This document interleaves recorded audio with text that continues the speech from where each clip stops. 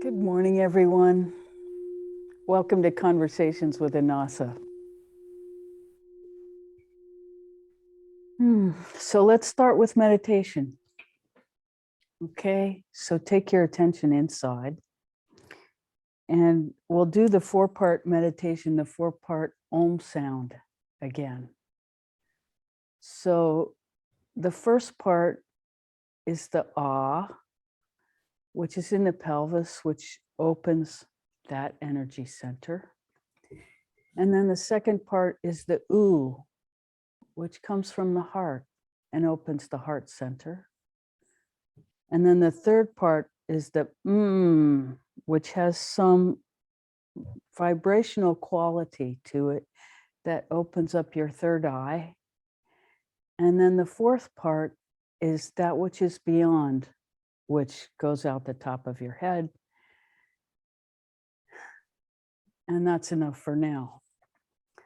And this has to do with the 4 states of being, which is sleeping, dreaming, deep sleep, and then Turyatita, which is that which is beyond. And so these are all contained within the Om sound and within the practice that we're doing. So the first way we'll do it is with sound, with the intonation that goes,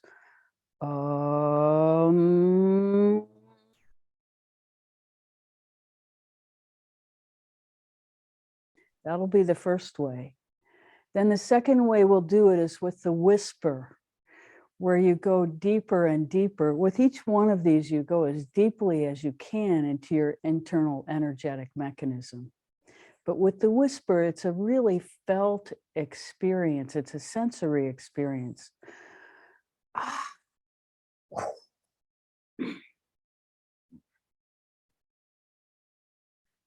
So that's the second part of it. And then the third part of it, you watch, you say the words deeply into your central channel, and you watch the energy come up and expand. And then the fourth part, you just become it. So you feel the words in yourself without actually having to say them. So these are the 4 ways we're going to do it. So you'll have cues for the first 2, and then the last 2 will be completely internal practice that you do at your own pace, and then we'll all come out of it. So let's begin. We'll do the sung sound 9 times, and you don't have to do the pitches that we do. You can do whatever sound and tone feels right to you.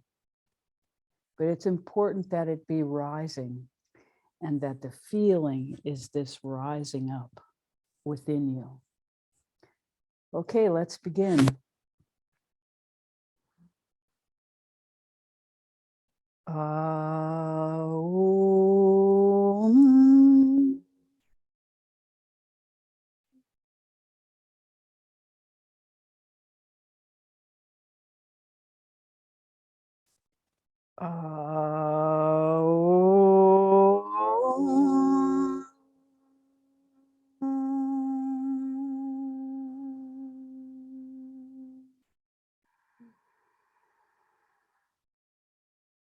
Om.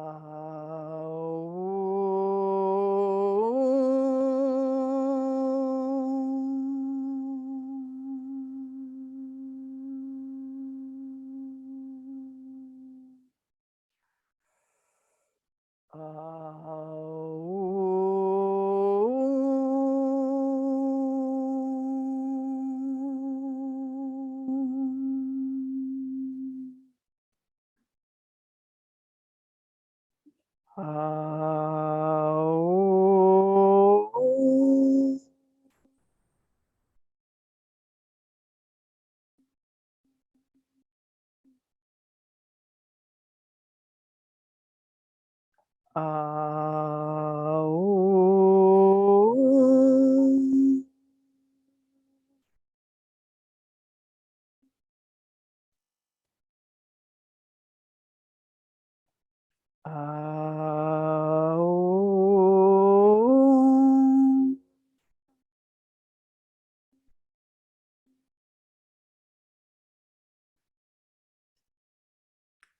Aum.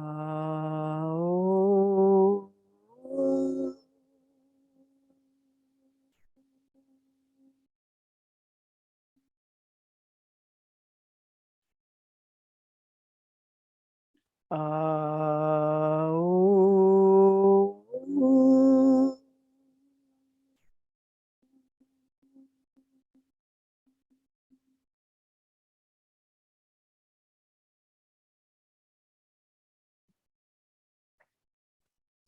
Now with a whisper.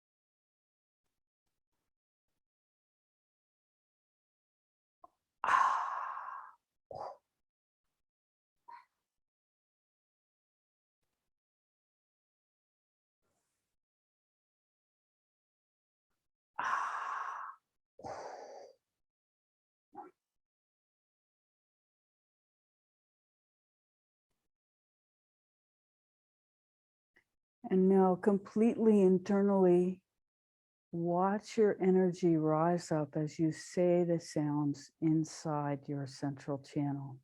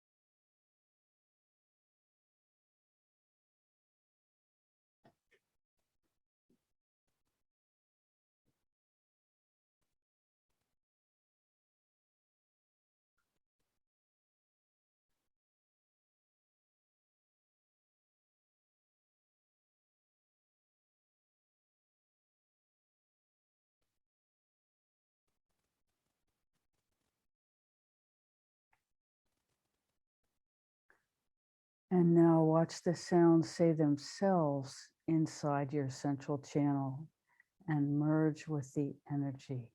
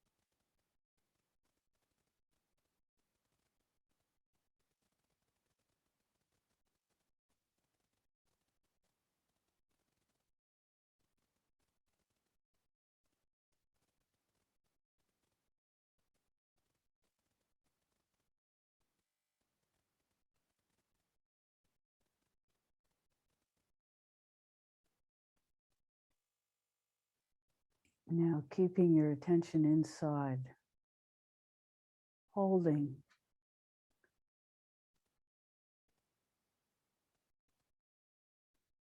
to this state. Gradually open your eyes just a slit as you hold your attention inside. Then a little further, still holding your attention inside. And when you're ready, open your eyes and be present.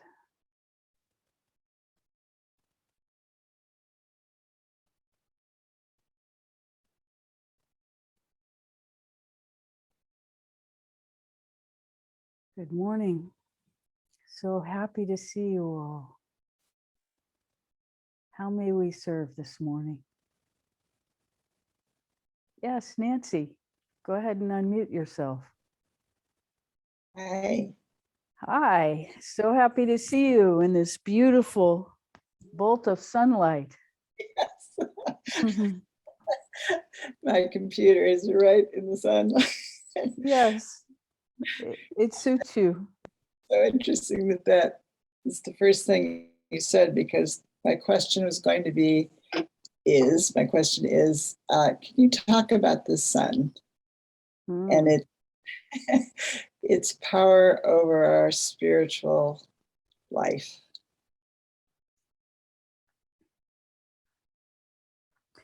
Well, this is a real astrological question because the truth is we are made of the elements of our environment. This is what our bodies are made of. We are of the earth in our physicality. And, you know, the sun is about radiance and growth and personal identity. And astrologically, it's the seat of the Atman, which is the seat of understanding our own divinity, the seat of arrival of especially masculine sense of divinity and purpose and authority, but always with this underlying sensation of radiance. And how bright we shine, at least until we have transcended our astrology. How bright we shine has everything to do with the power of the sun in our blueprint, and how any planet functions in our lives, especially in our external lives, in an unexamined life. How any planet functions, how well it functions, has to do with many, many factors. And it has to do with all the intersecting energies that are available to a human being. And so the sun, of course, in our external environment is the power that regulates the fertility of the earth in many, many ways. But it also has this capacity to burn everything it touches because it's hot. And so if the sun is out of balance, then this radiance can be very destructive. But if it's hidden, it also, it sort of enfeebles the ability, the vitality to really express itself. So this whole range of possibility exists for every human being, and it changes constantly because the planetary transits are constantly changing and interacting with everything. And the reason I'm using astrological language is because we don't really have any other language to describe how these energetic flows participate in our access to our own divinity. We don't really have a language for that outside of astrology that I've been able to discover. There are deep ancient philosophies that talk about our access, but it's always within a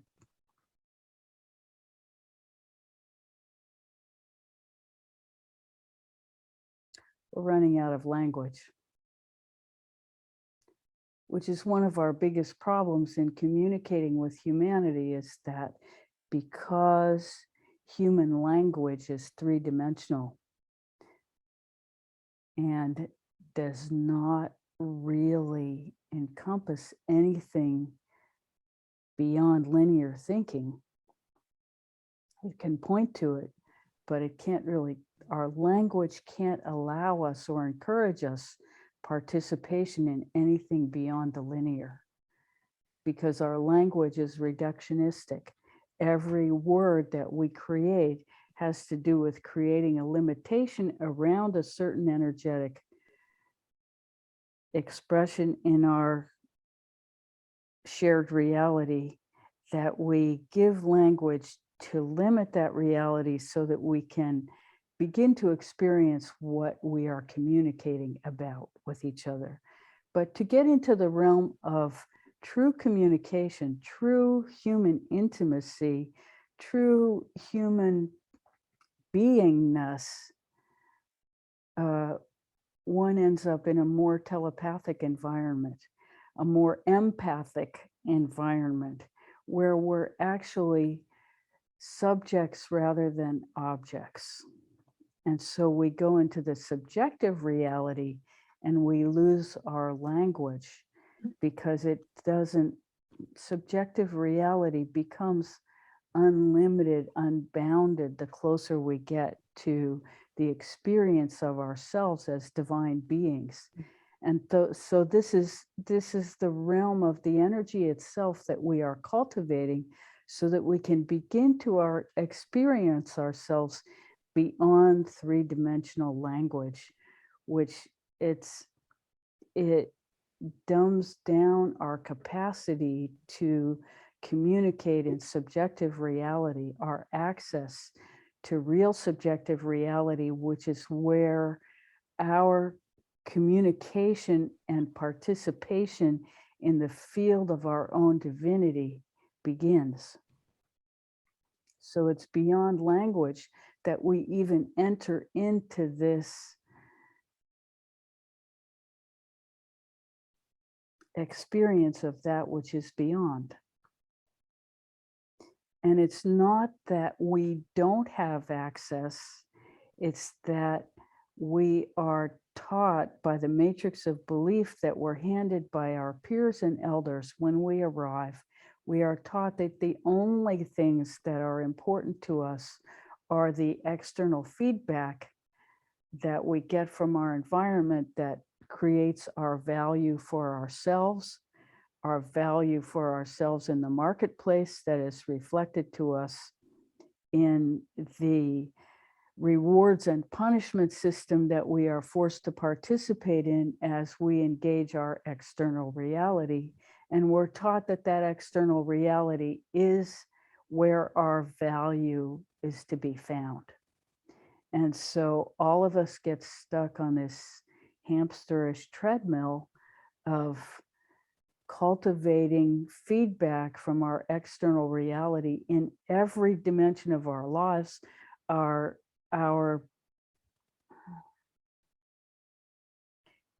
prosperity depends on the inflow of abundance, which we are taught can only come from our external participation in the world.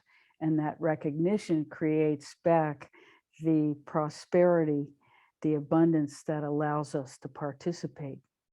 However, this is not the way energetic reality, beyond third dimensional reality, exists at all. What we've been taught is so narrow that it limits our participation in the all of the all that is, so radically that we live in a world where violence is an acceptable behavior. How did this ever happen? How did this ever happen? That killing another human being could be acceptable behavior, that killing all the living beings in our environment is something we don't even pay attention to anymore, that we are so far out of alignment with the reality of our participation with our environment, the environment that we depend on for our daily existence. We have disrupted our connection to the sun by destroying our ecosystem. We have disrupted our connection to our very source of being by trying to dominate and control things which are the source of our abundance. They're the source of our life. We have destroyed so much that unless we revitalize our connection to our deepest self, which is our connection to the entirety of the all that is, unless we begin to pay attention to that, we are certainly doomed as a species.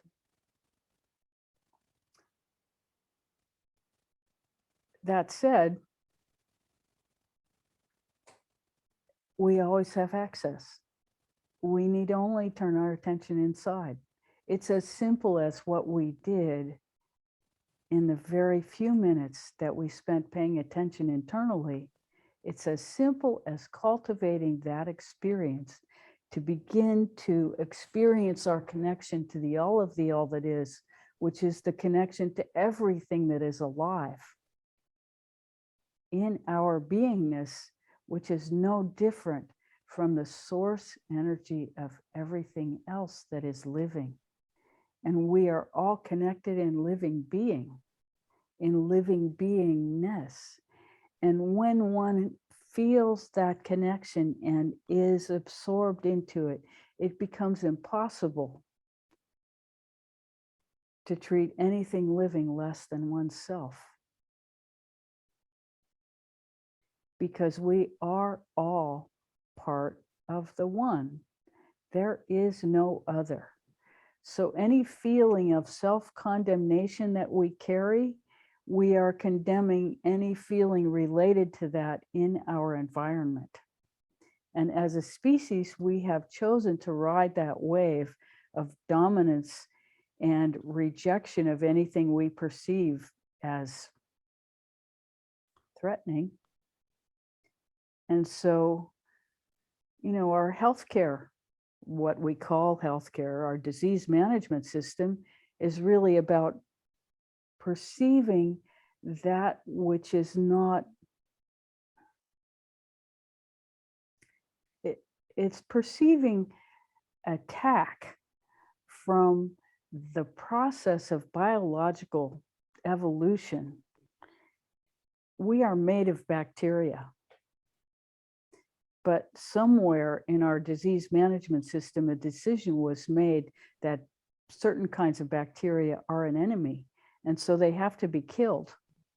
And so there are all these war illusions in our disease management system that have a lot to do with the creation of this attitude that we must attack and destroy everything that's attacking and destroying us.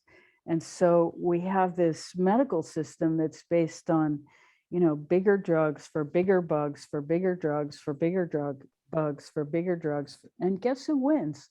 The bugs are always going to win because they are more creative and faster at it than we are. It's just the way it is. But this perception that there is any enemy outside of us has led us into the killing fields.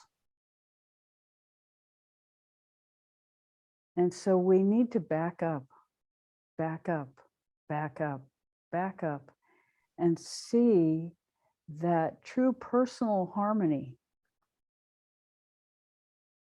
is living in union and balance with our inner and outer environment. Because first of all, this is not a boundary.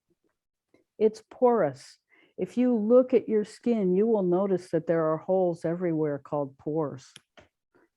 Pores are communication fields. And each one of the pores in our skin is an energetic center that takes in from our environment all kinds of information that is beyond our linear capacity to access. But this information does inform our beingness, whether we're aware of it or not. And so this information actually creates the tones that we live from inside ourselves, even though we're unaware of them. And so we are constantly being motivated by waves of energy and experiences of chemicals and all these things in our environment that are very, very powerful that we have no control over. Our only sense of control is to actually cultivate our union.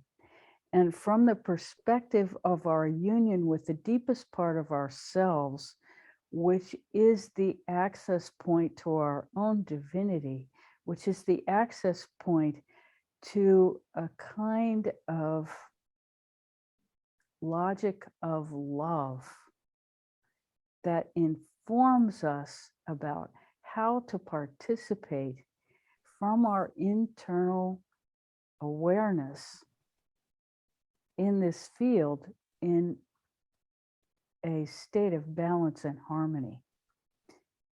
And one of the,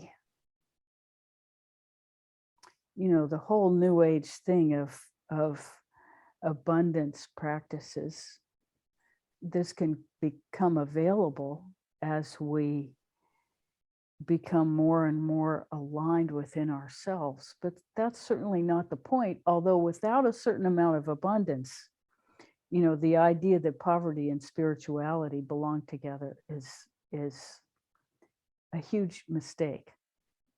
They don't belong together. Any effective spirituality is going to create an arena of abundance around us that will allow us to continually deepen our practice. Unless we believe that poverty is a requirement for spirituality, and then of course we will create that around us. and sustain that around us. But it's not necessary. You know, you don't have to be reduced to owning nothing to access God. Those things, that's not an equation that it works for some people in some cultures. It's called renunciation. But in those cultures where renunciation is considered a positive thing, there is built into the culture the idea that you support the renunciate by giving them food. And in most of those cultures, they don't require clothes because the environment is hot. And so with minimum clothing, they can survive easily. You know, in a cold climate, that doesn't work. And most cold climates, renunciation is not a practice that is encouraged or supported by the community for a lot of reasons, but those are some of them. Anyway, you don't have to be a renunciate to know God. You do have to pay attention inside until you understand these 4 states of being and have a choice about which one you're inhabiting at a given moment.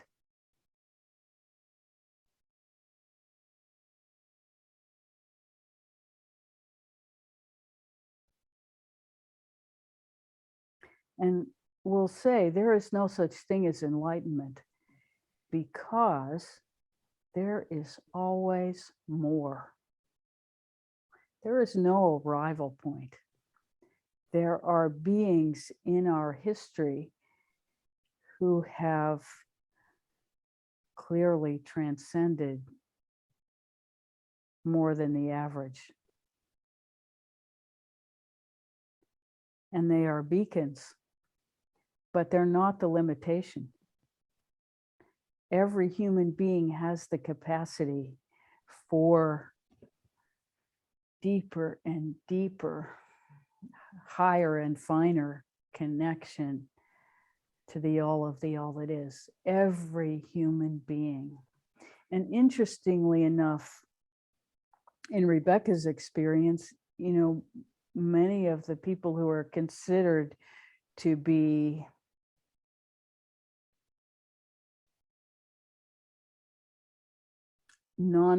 non-functional, non-participants in our world, for example, take a Down syndrome person.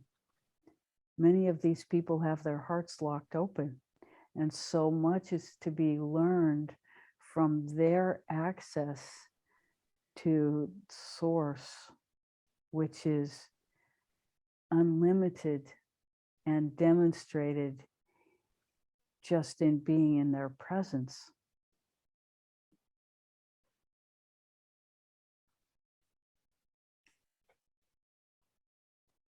We lose our words when we enter into those fields because linear reality does not go there, cannot go there.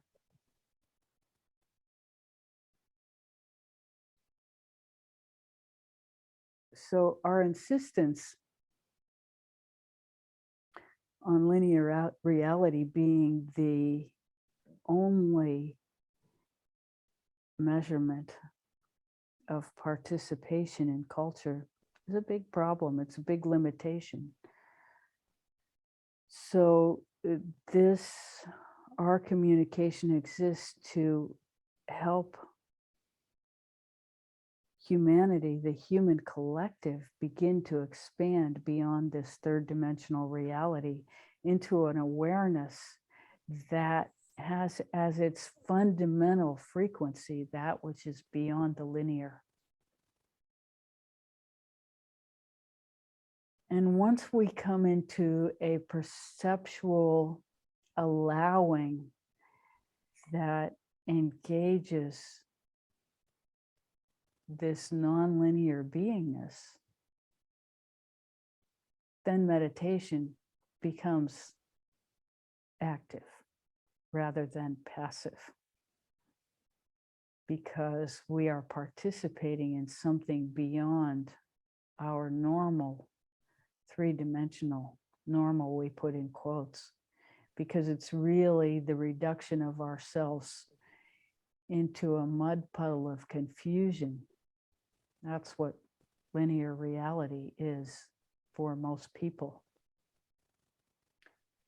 So when we drop our attention deeply inside into the core of our being and begin to experience ourselves as a source of union with divinity, with source energy itself, as we cultivate that union and our experience of reality, in quotes, begins to change, so does our capacity to live in harmony with our environment and to understand what that is and to begin to participate with other human beings in a different way. You know, one of the first things that we understand as human beings is that communication is essential. But then when we understand the limitation of communication in a linear way, then we expand our ability to participate in the nonlinear by the use of what we call the Anasa temple. So that when we want to participate with others in a more harmonious fashion, when three-dimensional communication has broken down, as it so often does with people who are close to us, we can actually influence our participation with others by going to the Anasa temple and inhabiting our highest self there and delivering messages to the highest self of others in our lives to begin to raise the level of communication beyond three-dimensional reality so that they too can participate with us in the field of the highest best for all, which is another way of saying the field of divinity, the field of harmonious living beyond this linear three-dimensional perspective.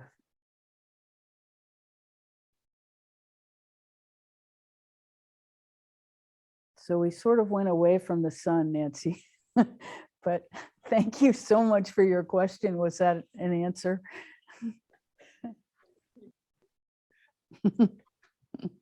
You're welcome. How may we serve further?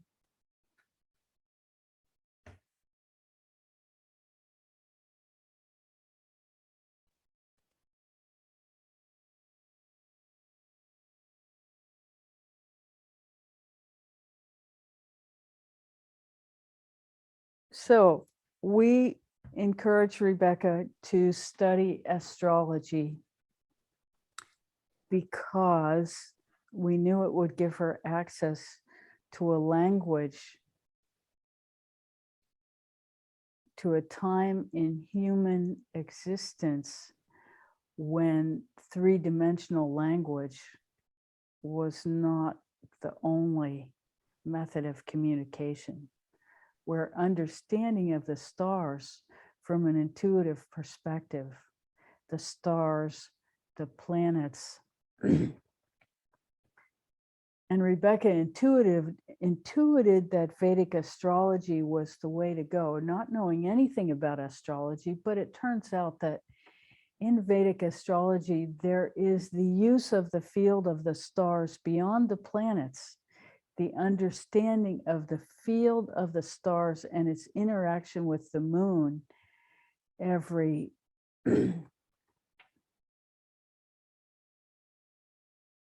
every day and a half. And this, we'll use the word state, although it's not exactly right, but the power of the stars on the moon, in addition to the planets,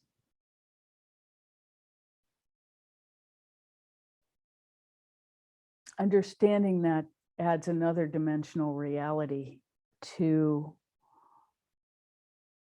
the influences that are on a human being within a certain given time frame.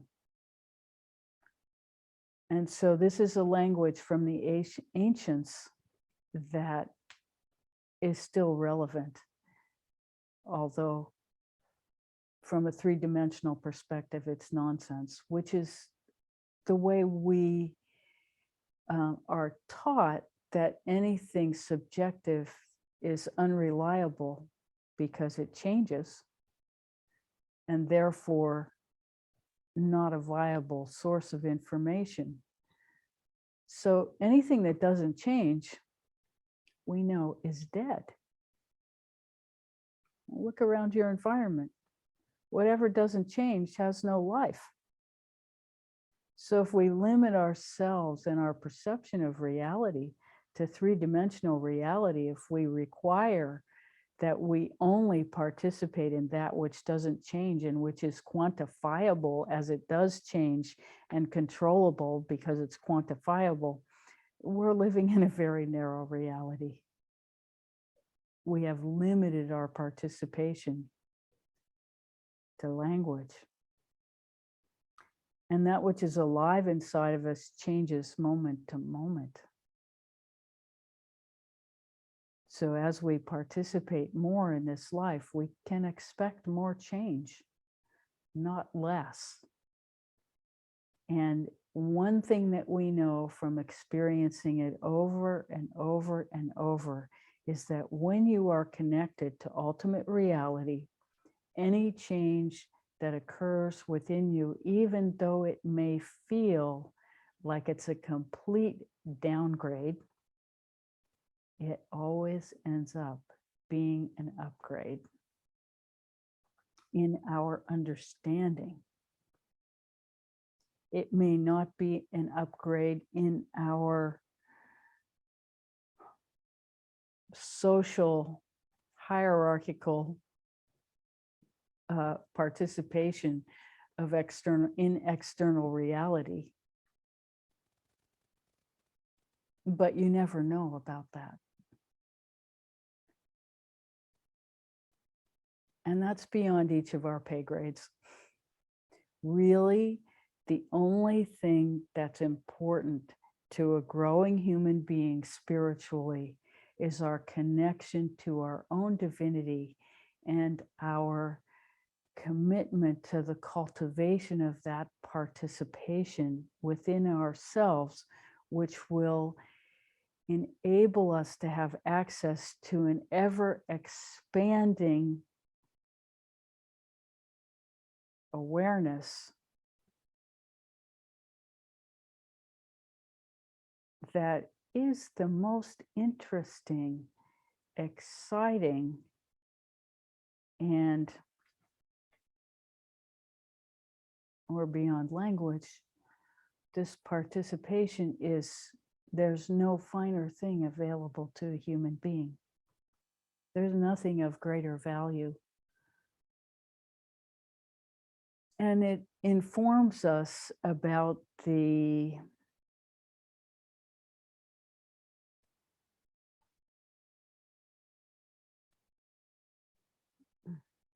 beginnings and ends of life, of human life,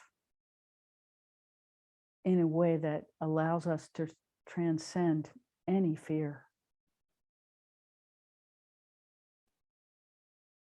Because truly it is our fear of death that contributes to our fear of experiencing life that is the great limitation for 99% of humanity.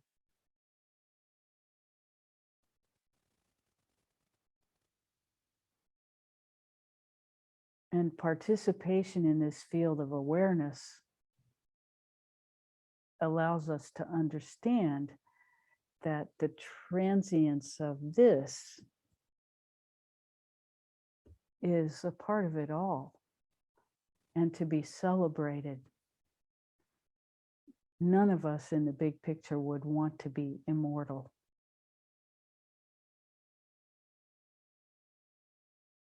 I mean, really, would you want to be here forever? It's possible that this is the lowest frequency available in the entire multiverse. It's possible. It's possible that this is a remedial arena we've all been sent to do our work so that we can understand that there's something higher and finer available.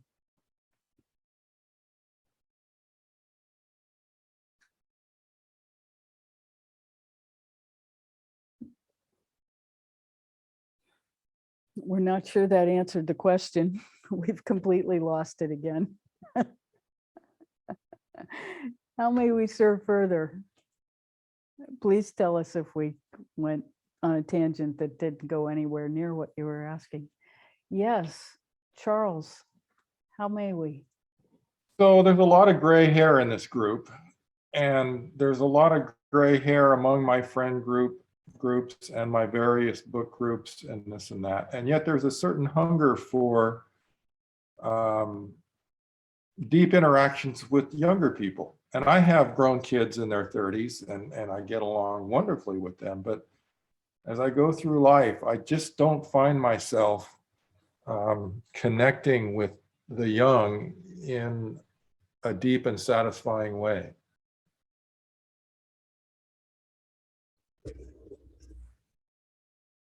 Well, we've also observed this in our own experience. They, you know, okay, Rebecca is 68.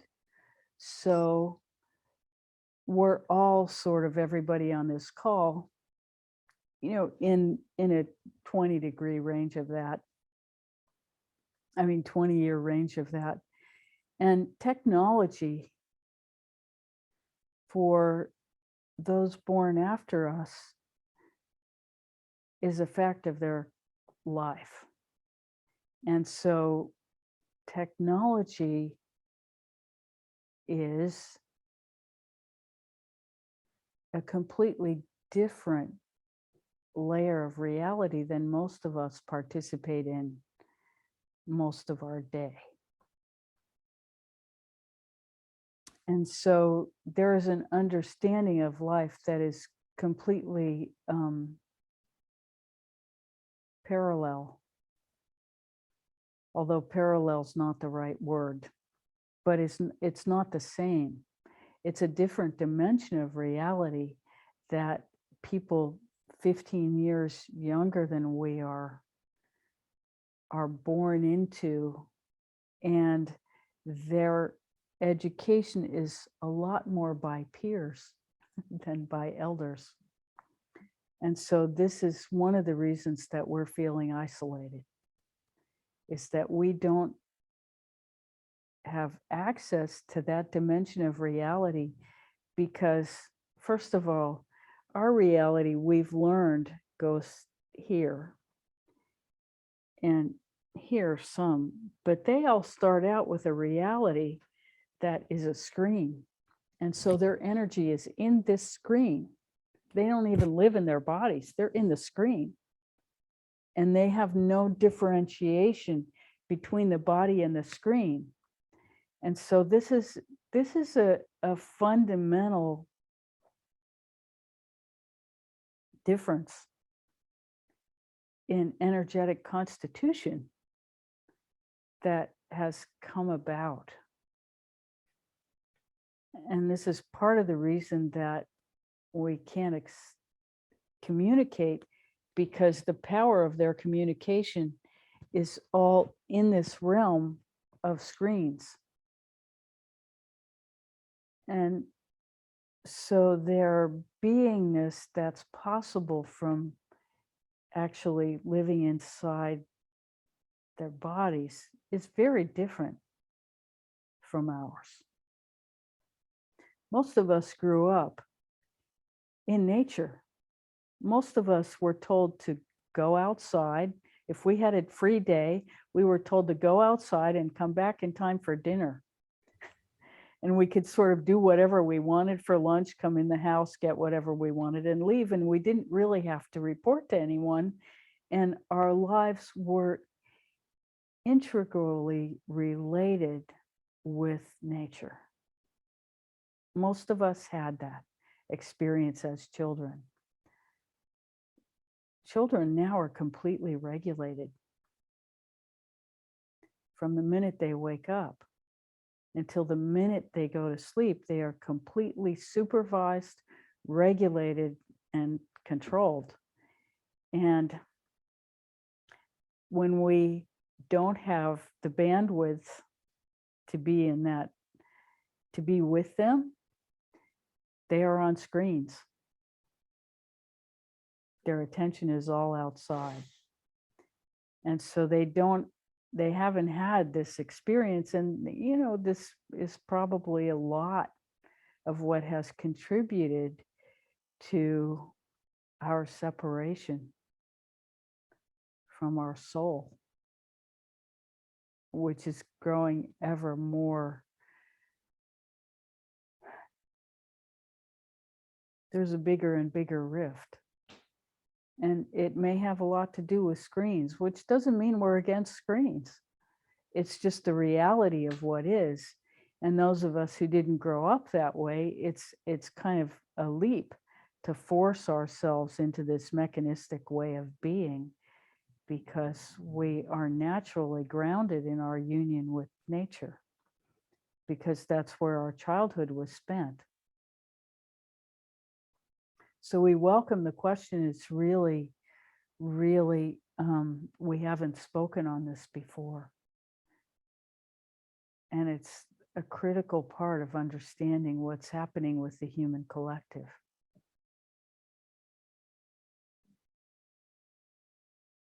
Do we have a solution? Yes.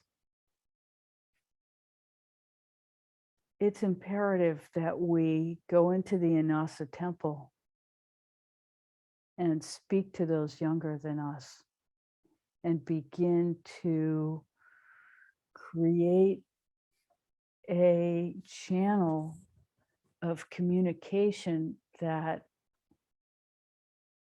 cultivates their awareness of that which is beyond.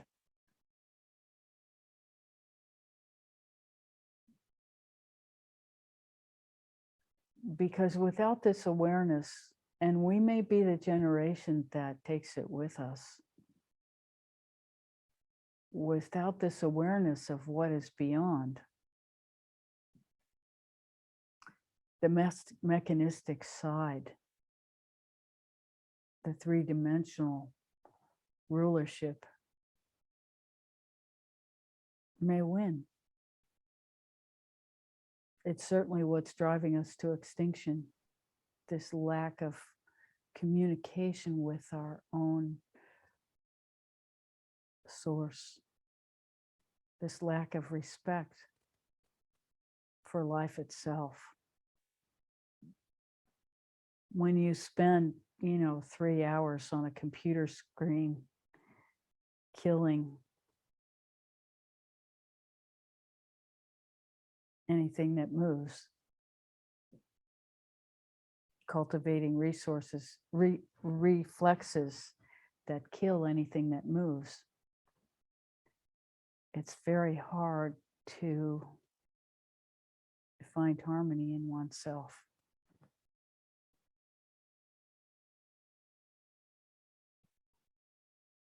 This is our observation. So the antidote is cultivating awareness with that which is real, that which is subjective, that which moves. So it becomes incumbent on us to begin to interface with people who make computer games, to create computer games that give people access to source energy. This is a way back. Create computer games that inform us in the same way our meditation as we began the program. This could be done on a computer.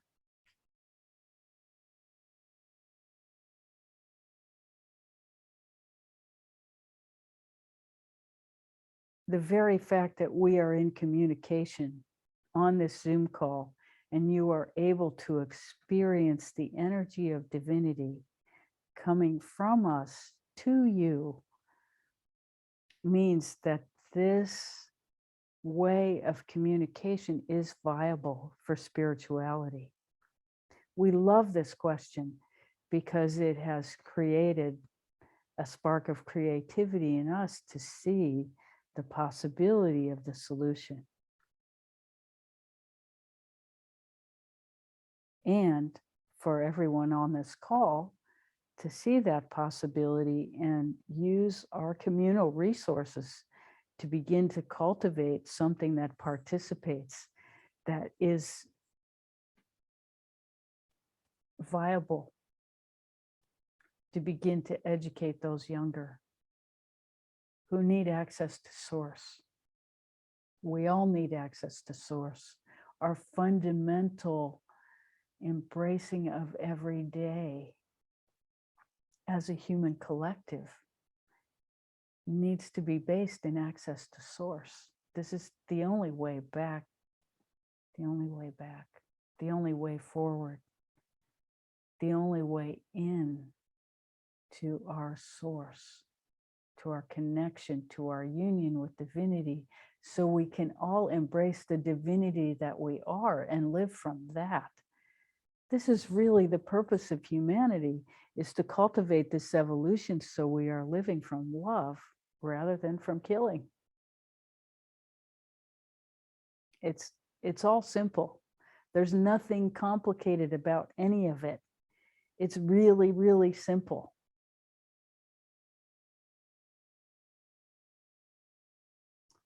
We hope that answers your question, although it doesn't feel like we're at all done with the subject. And we welcome a further question if this has engendered one. Thank you. Thank you for asking. Hi, this is Paul. Hi, Paul. Hey, on this subject, I'm fortunate in that I'm able to go into the field and work with a diverse group of people, and some of them are 20 years old and 30 years old, and for me, that's pretty young. And what I experienced, we're doing something, we're working on a common goal. And so what I've observed is, I love their energy and drive, and they appreciate, I wouldn't say it was wisdom, but my maturity or age, experience. And so there is a common ground there. And so there's a mutual respect for the youth and the maturity. And I think that's something that I only really get it when I'm in the field and you're doing a common thing for a common goal. And it's usually pretty hard work, what I'm doing. And we're both working that way. And we feed off each other's strengths and weaknesses. And if everything meshes, and it usually does, everything, kind of works. And it seems like that's, and then when you get away from that and you go back to the city, it all just kind of dissipates. So that's my observation. It seems like maybe that's something that's been lost in time. And that was probably lost a long time ago, before you and I were born. So anyway, observation, maybe you could expound on that if you feel like it. So if you don't mind, we'll sum that up by saying that Paul is expressing his experience with people in their 20s and 30s. And you don't mind my saying you're in your 60s.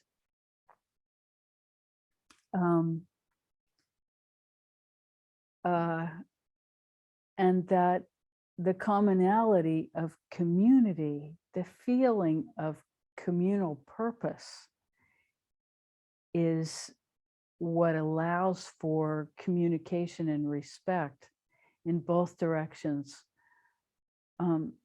And certainly this goes to Rebecca's life experience of living in spiritual community for over 30 years. And what made the quality of that lifestyle endearing was that everyone had common purpose of spiritual union with the divine, different language, different practices in some ways than what we're doing now. But what made that community successful was the common purpose. And because of that common purpose, there was an environment created where people could do deep inner work. It was possible. And so that's not particularly a failed model. And community is really, really the way that this works. And the people historically who have had the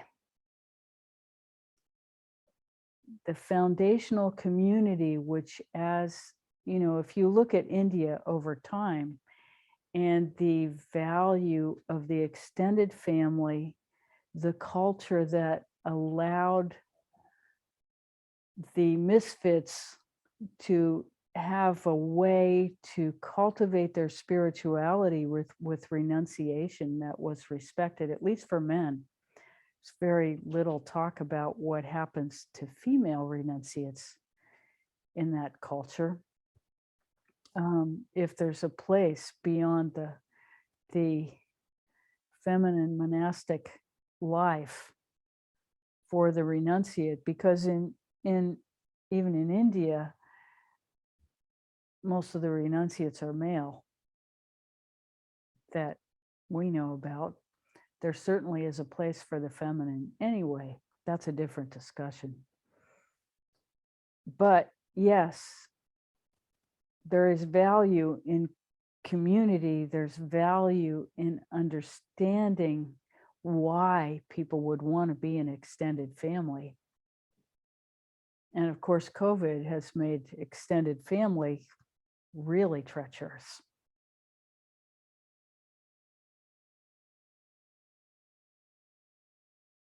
Because in these extended families with limited physical space, it becomes, you know, the family experience of COVID, and those at most risk, of course, get infected as well.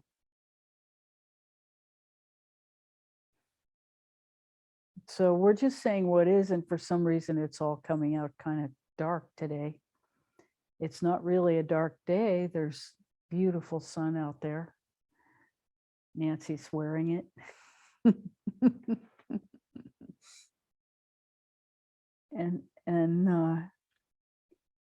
you know, even though it sounds like there's lots of reasons to be pessimistic, we're not feeling that at all in this moment, because every human being who feels into themselves and begins to cultivate a deeper awareness and a deeper connection begins a new level of success.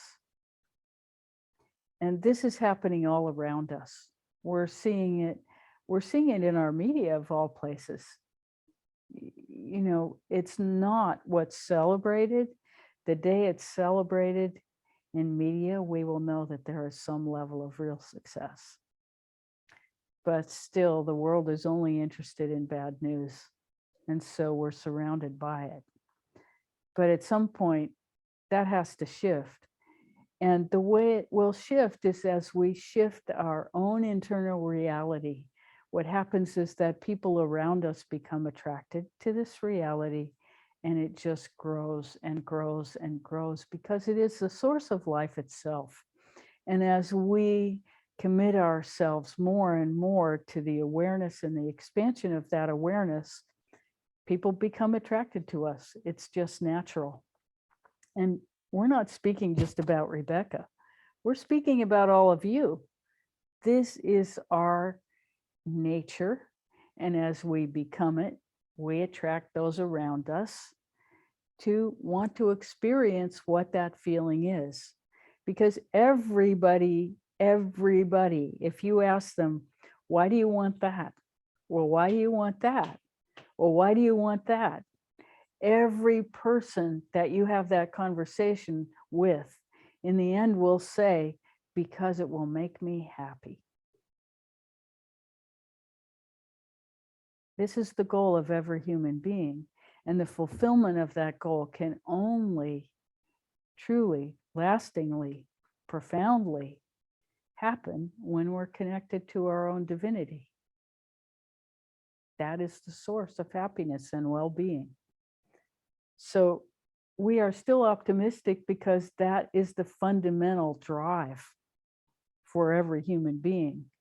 If they take a minute to feel into what they really want, who they really are, if they come to understand the truth of the unexamined life is not worth living, then we have some leverage points. And ultimately, we have the leverage point, which is, this is the way to happiness. Kath, hi. So good to see you. Thank There you. you So are. good to see you too. You're welcome. I am not on Pal Butte, but that's what's behind me. It seemed like it. Yeah, it it's a felt, good day for it. It's beautiful. yeah. I love being able to put pictures in our backgrounds. It's a wonderful thing. Yes. I was so happy to hear you speaking about community, because this week, with Ty's passing, with Thich Nhat Hanh's transition, they've been so great about live streaming a lot of the different aspects of this process.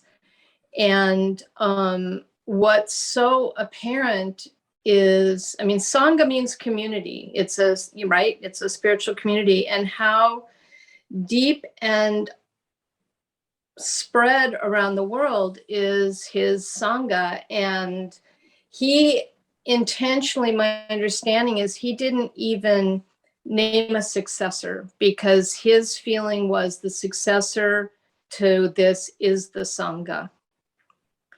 And seeing also so many young monks and nuns that have embraced this practice. I mean, it seemed like there were so many people in their 20s and 30s and 40s. There were elders as well, but that vitality and watching different people, being part of this process and celebrating was so incredibly heartening. So wondered if maybe you could speak about that overall concept a little bit.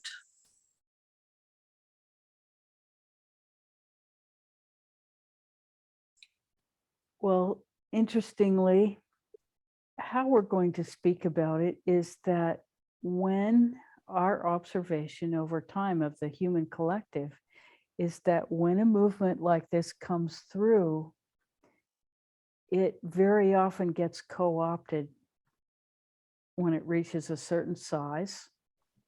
We'll take Christianity as an example. It gets co-opted by those who want power and control.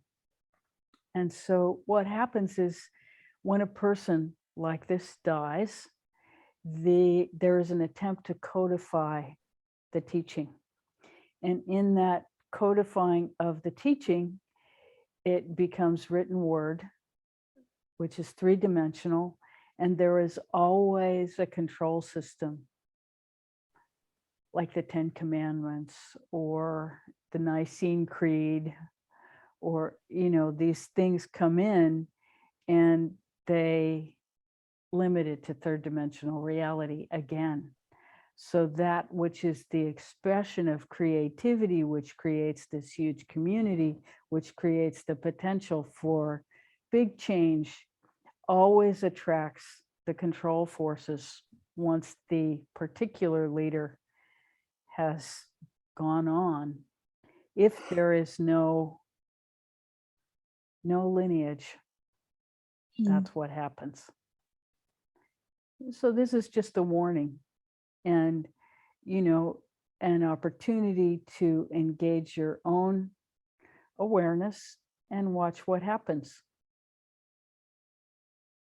But yes, community is fundamental, because when there is a human collective that actually lives together and dedicates themselves to holding the Shakti and building the Shakti, and that when, especially if that can be understood as a communal process rather than just one person getting all the credit for the Shakti, this is because Shakti is something to be held, to be cultivated and shared.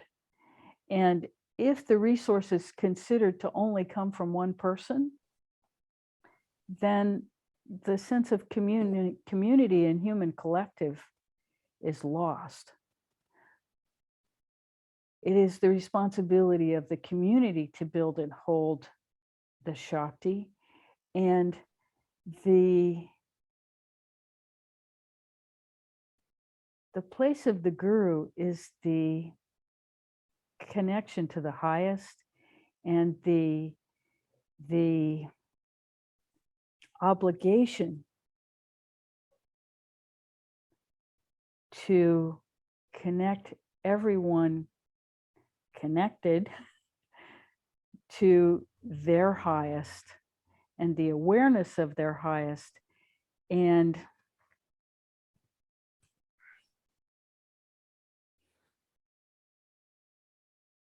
maintain the community in that ever expanding awareness.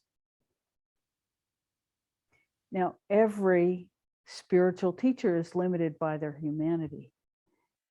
And lots of them, in understanding that, did not have communities around them, or the communities around them just grew up and they didn't really like do anything about that or with that. They just allowed it and sort of participated. But, you know, people like Ramana never got limited by the community itself. Ramana, Neem Karoli Baba, I mean, these people were energetic fields that just, you know, people came around them. Nityananda. Nityananda. And so they were just fields of awareness. So, but, you know, the limitation of the guru is the limitation of the ego of the person. And so that's just the truth. So that doesn't mean there isn't a role for that, and that collective community is really, really important. And in the community that we lived in, having an authoritative center allowed everyone to just do their own work and not really have to worry about hierarchy. And so there's something to be said for that. And it's always complicated in our experience. But human collective with common purpose. And this is the commonality between your question and Paul's, and really Charles too, is that human collective spanning generations is really worth cultivating.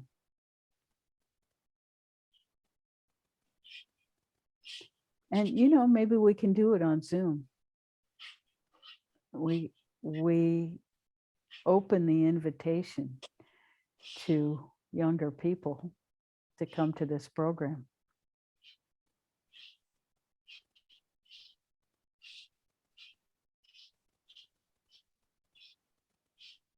So now we're doing it energetically, and we invite you all to participate with us. It's just an expansion and a welcoming that which is willing to participate.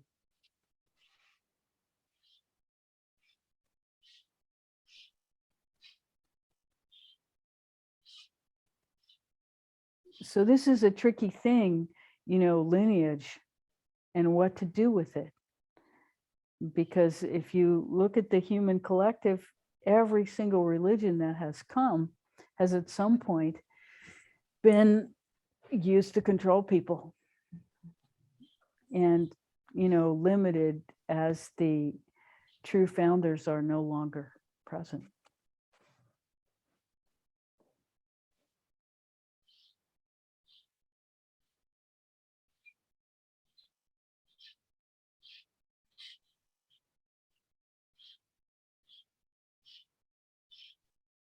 May we serve further? Mm. Oh my goodness. It's 20 after already.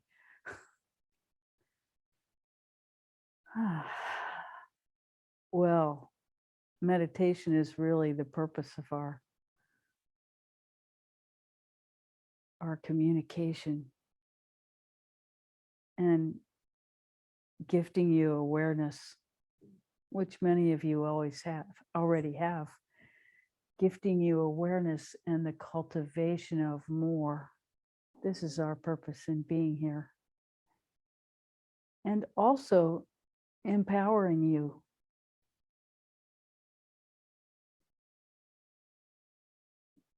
Because the purpose of this Shakti, the energy that we are projecting and your participation in it, is personal growth, but the expansion of that personal growth into the human collective and the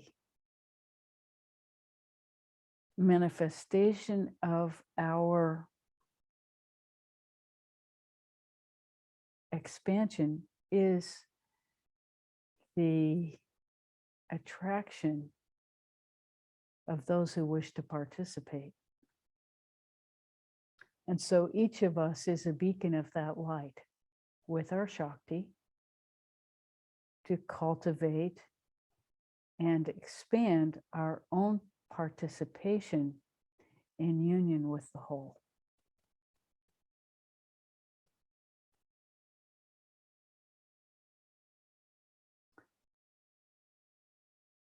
This Shakti and the worship of it, the worship of love itself, which is a concept we won't go into in this moment. We'll call it love, peace, joy, and gratitude. The worship of Source, which is beyond all of those concepts.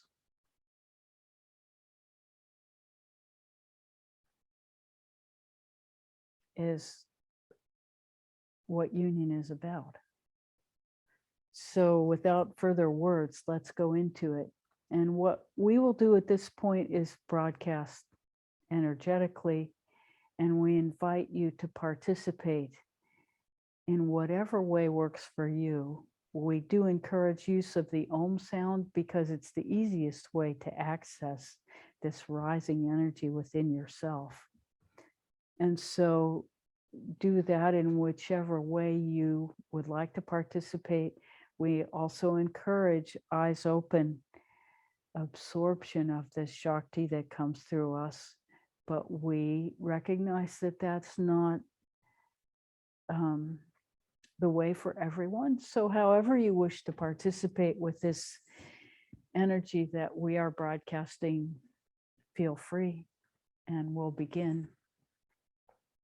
And thank you so much for participating today.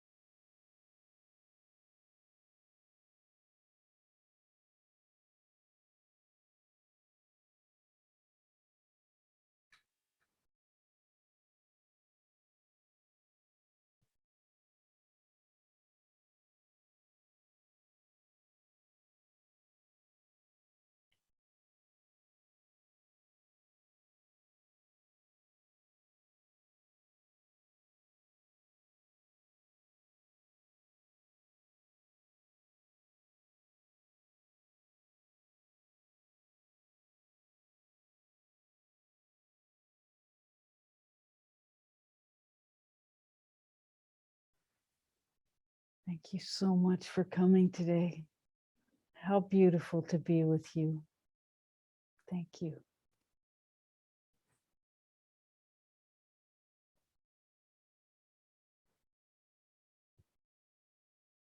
Till next time.